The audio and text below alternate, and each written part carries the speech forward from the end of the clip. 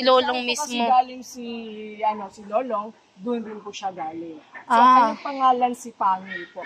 Pangil naman So, ito. siya na po yung mahawak sa titulo ni Lolong before na the largest Soto crocodiles. Kasi siya po ngayon is 18 feet long.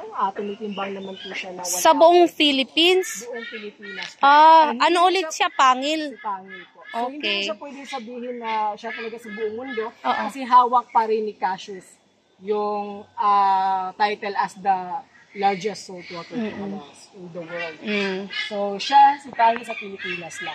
Okay. So, tinitimbang po siya ng 1,000 kilograms and approximately 90 years old na po si Pangil. Talaga? And same story with Lolong, we rescue Pangil at Bunawan, Agusan del Sur, way back 1990s. So, 1990s pa po si Pangil na nandito sa zoo.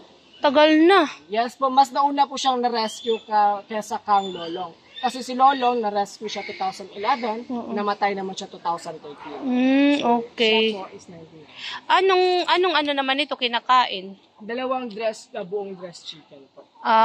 Kada araw? Sa isang linggo po, 2 beses. Okay. Laki Hindi niya, siya no? permanente. Hindi siya gumagalaw. Ayos po, nagpapalamig po siya sa kanyang katawan. Ang init. Pero pumupunta siya doon kuminsan. Paminsan lang po kasi kaya siyang kalubog kasi mabigat kasi siya. Tsaka mainit, Hindi siya ano? nakakagalaw ng maayos. Okay. And we also have here